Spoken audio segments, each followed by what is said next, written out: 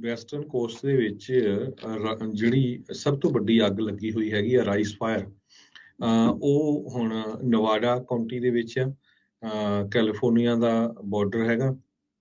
ਕਹਿੰਦੇ ਭਈ 150 ਮੀਲ north east of San Francisco ਇਹ ਅੱਗ ਲੱਗੀ ਹੋਈ ਆ। ਆਪਾਂ ਪਿਛਲੇ ਦਿਨਾਂ 'ਚ ਵੀ ਖਬਰ ਸਾਂਝੀ ਕੀਤੀ ਸੀ। ਕੈਲੀਫੋਰਨੀਆ ਦੇ ਹਿਸਾਬ ਨਾਲ ਜਾਂ ਨਵਾਡਾ ਦੇ ਹਿਸਾਬ ਨਾਲ ਇਸ ਸਾਲ ਦੀ ਜੇ ਦੇਖਿਆ ਜਾਵੇ ਸਭ ਤੋਂ ਵੱਡੀ ਅੱਗ ਹੈਗੀ ਆ, ਜਿਸ ਨੂੰ ਇਸ ਟਾਈਮ 700 ਦੇ ਕਰੀਬ ਪਰਸਨਲ, ਜਿਨ੍ਹਾਂ 'ਚ ਫਾਇਰ ਫਾਈਟਰਸ ਵੀ ਹੈਗੇ ਆ, 80 ਦੇ ਕਰੀਬ ਫਾਇਰ ਇੰਜਨ ਤੇ 11 ਡੋਜ਼ਰਸ ਇਸ ਅੱਗ ਬੁਝਾਉਣ ਨੂੰ ਲੱਗੇ ਹੋਏ ਆ। ਕੈਲ ਫਾਇਰ ਦੇ ਮੁਤਾਬਕ 900 ਏਕੜ ਸੜ ਕੇ ਸੁਆਹ ਹੋ ਚੁੱਕੇ ਆ। ਤੇ ਬਿਗੇਸਟ ਕੰਸਰਨ ਇਹ ਆ ਵੀ ਯੂਬਾ ਰਿਵਰ ਆ ਜੋ ਉੱਥੇ, ਉਸ ਨੂੰ ਨਾ ਕ੍ਰਾਸ ਕਰ ਜਾ। ਜੇ ਉਹ ਦਰਿਆ ਤੋਂ ਕ੍ਰਾਸ ਹੁੰਦੀ ਹੈਗੀ ਆ ਤਾਂ ਫਿਰ ਅੱਗ ਹੋਰ ਬਹੁਤ ਜ਼ਿਆਦਾ ਫੈਲ ਸਕਦੀ ਹੈਗੀ ਆ। ਇਹ ਕੈਲ ਫਾਇਰ ਦੇ ਸਪੋਕਸਪਰਸਨ ਕ੍ਰਿਸਟੀਨ ਮੋਰੋ, ਉਹਨਾਂ ਨੇ ਅੱਜ ਇੱਕ ਪ੍ਰੈਸ ਕਾਨਫਰੰਸ ਦੇ ਵਿੱਚ ਦੱਸਿਆ ਹੈਗਾ।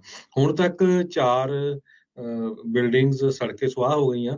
500 ਦੇ ਕਰੀਬ ਇਸ ਅੱਗ ਦੇ ਏਰੀਏ ਵਿੱਚ ਹੈਗੀਆਂ ਆ। ਇਵੈਕੂਏਸ਼ਨ ਕੀਤੀ ਗਈ ਆ। ਨਵਾਡਾ ਕਾਉਂਟੀ ਸ਼ੈਰਿਫ ਆਫਿਸ ਵੱਲੋਂ ਦੱਸਿਆ ਗਿਆ ਕਮਿਊਨਿਟੀਜ਼ ਆਫ ਸਵੈਸਟਪੋਲ, ਨਾਰਥ ਵਾਨ, new school Robinson, great Tyler food, northern Purdon road, mill house, central Purdon, ਇਹ ਸਾਰਾ ਏਰੀਆ ਇਵੈਕੂਏਟ ਕੀਤਾ ਗਿਆ ਹੈਗਾ।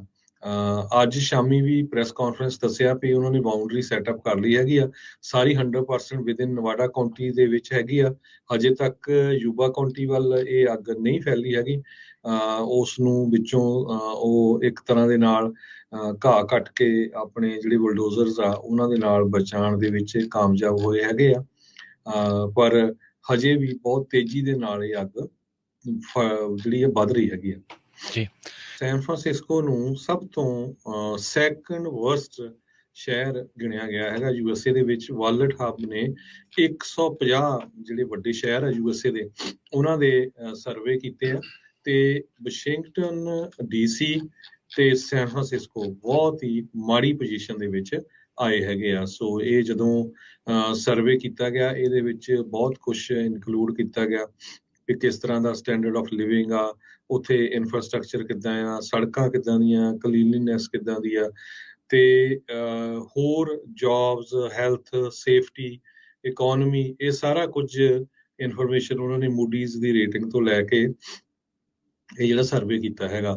ਵਾਇਲੈਂਟ ਕ੍ਰਾਈਮ, ਇਹ ਮੋਟਰ ਵਹੀਕਲ ਫੈਟੈਲਿਟੀਜ਼ ਪਰ ਕੈਪੀਟਾ, ਇਹ ਸਾਰਾ ਕੁਝ ਉਹਦੇ ਵਿੱਚ ਇਨਕਲੂਡ ਕੀਤਾ ਗਿਆ। ਸੋ ਸੈਨ ਫਰਾਂਸਿਸਕੋ ਨੂੰ ਜੇ ਦੇਖਿਆ ਜਾਵੇ, ਕਹਿੰਦੇ ਭਈ ਨੰਬਰ 2 ਆਇਆ ਵਰਸਟ ਸਿਟੀਜ਼ ਤੇ ਨੰਬਰ 1 ਵਾਸ਼ਿੰਗਟਨ DC ਆ, ਜਿੱਥੇ ਆਪਣੀ ਰਾਜਧਾਨੀ ਆ ਅਮਰੀਕਾ ਦੀ।